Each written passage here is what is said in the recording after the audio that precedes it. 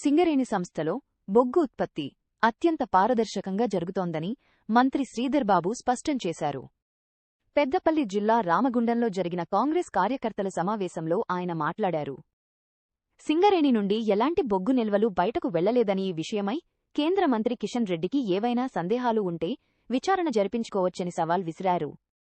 Deputy CM Bhatti Vikramarka కూడా ఇదే విషయాన్ని కార్మికుల సమక్షంలో స్పష్టం చేశారని గుర్తుచేశారు. అలాగే కేంద్ర ఎన్నికల సంఘం చేపట్టిన ఓటరు జాబితా సవరణపై జిల్లా స్థాయిలో సమీక్ష నిర్వహిస్తున్నామని కార్యకర్తలు లోపాలు లేకుండా సిద్ధంగా ఉండాలని మంత్రి పిలుపునిచ్చారు.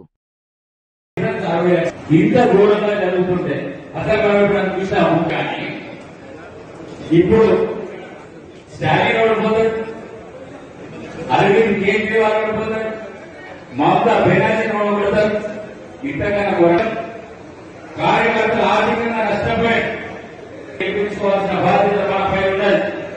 తెలంగాణ ప్రజలకు న్యాయం చేయాల్సిన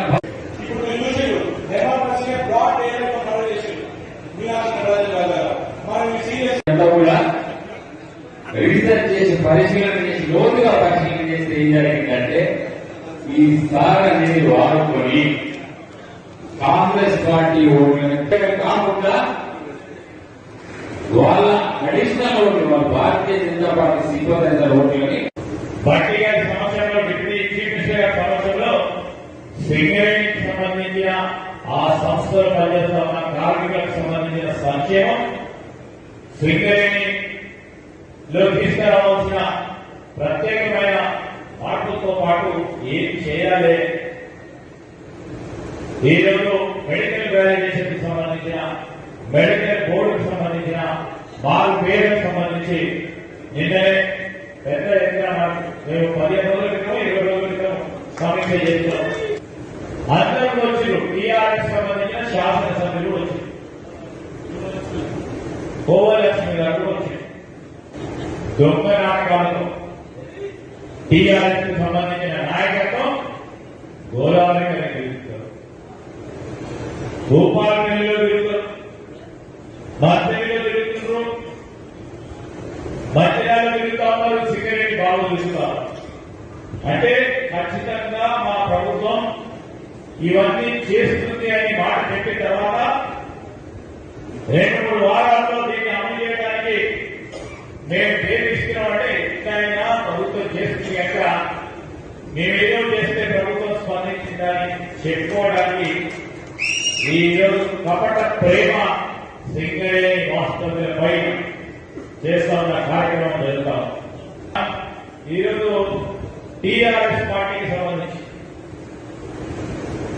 ఎంత గ్లోబల్ ప్రచారం చేస్తా ఉన్నారంటే ఆ గ్లోబల్ ప్రచార భాగంలో వాళ్ళు చేస్తే తప్పుడు చర్యలను ఎవరు ఖండించదు. ప్రభుత్వ యంత్రాంగం సంబంధించిన పోలీస్ యంత్రాంగం ఖండించదు. న్యాయపరంగా వారిపైన చర్య తీసుకోదట. తీసుకుంటే పనికిరాలు ఆ మురికి కాలంలో పుట్టినోళ్ళు మనపైన బూడిద దురదలే కార్యక్రమం చేస్తా ఉన్నారు. ఎక్కడ కూడా ఎంగారు పనికిరాలు ఏదో మాట్లాడుకునే 2 రోజులు పేపర్లో మనబడే కార్యక్రమం చేసినా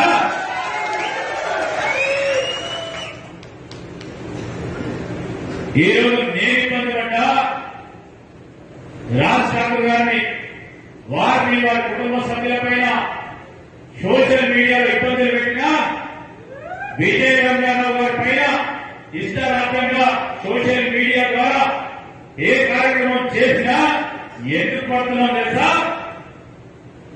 పేదవారి కళ్ళల్లో ఆనందం చూడడానికి మేము ఇబ్బంది పక్కన నిలబడి వారికి ముందుకు తీసుకెళ్లే కార్యక్రమం తీసుకుంటాం.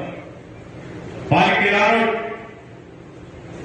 ఇష్టారాజ్యంగా అడ్డగోలుగా మాట్లాడితే ఈరోజు కేవలం ఓపిక పడతామని మేము ఎన్నుకోబడ్డ ప్రజలకి, మమ్మల్ని నమ్ముకున్న ప్రజలకి అన్యాయం కాకూడదు.